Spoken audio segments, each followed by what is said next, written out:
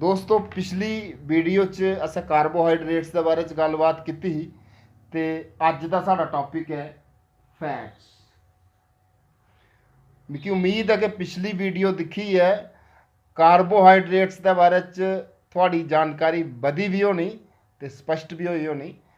साडा मकसद गई है कि अस अलग अलग विषय के जेडे मुश्किल जेडे जटिल कंसैप्ट्स न उन्हें सादी सौखी भाशा च थोड़े अगे रखचै ताकि साढ़े बच्चें गी रट्टा नहीं मारना पवे।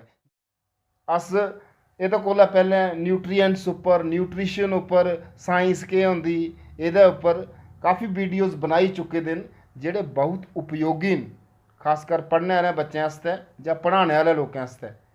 तो पिछली वीडियोज़ अगर तुसें साढ़ियां नेईं दिक्खी दियां थुआढ़े कोला मिस होई दी ऐ तां असें अपने इस वीडियो दी डिस्क्रिप्शन च पिछली वीडियोज़ दे लिंक्स दित्ते दे न उहदे उप्पर तुस क्लिक करियै पिछली वीडियोज़ दिक्खी सकदे हो।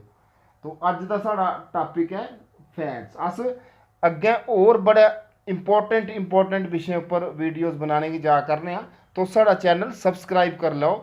ओह्दा तुसें एह् फायदा होना कि फिर कोई वीडियो थुआढ़े कोला छुड़कनी नहीं। कोई भी अस नमीं वीडियो अपलोड करगे तो ओह् तुसेंगी लब्भी जानी। ओह्दे आस्तै तुसें सबसक्राइब कर लेना चैनल।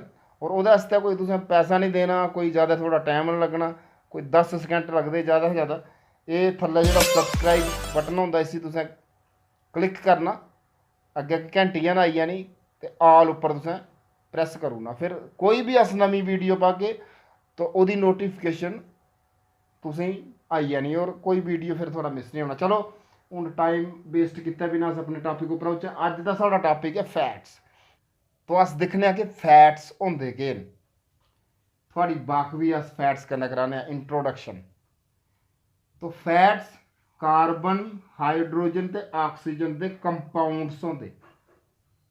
ये गल ते कार्बोहाइड्रेट्स कन्नै मिली जंदी।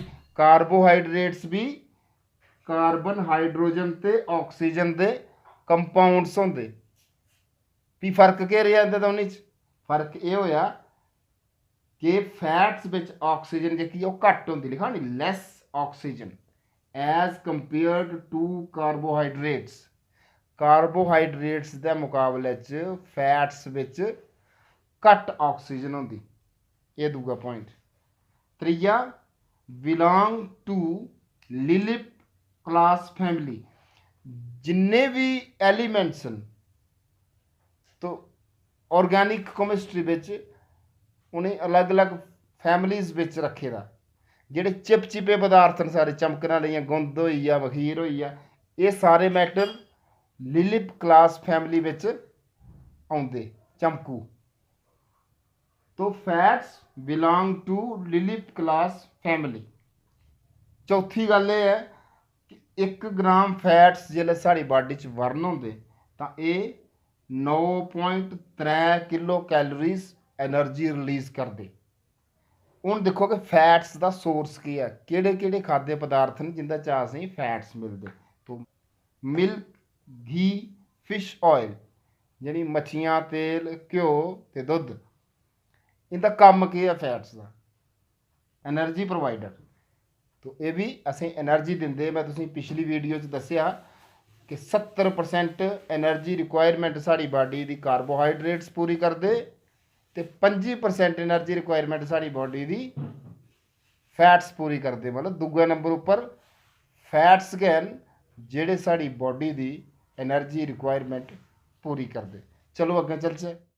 तो अग्गें दिक्खने अस फैट्स की मैन्युफैक्चरिंग। मतलब फैट्स बनते कि'यां न, केह्दे कन्नै बनते? तो दो गै चीज़ां एह्दे च होंदियां, उ'नेंगी मिलियै फैट्स बनते। एक फैटी एसिड्स, एक ग्लिसरॉल। दो मालीक्यूल्स फैटी एसिड दे ते एक मालीक्यूल ग्लिसरॉल का जिसलै आपस में कंबाइन हो जाता तो एक मालीक्यूल ओह्दे कन्नै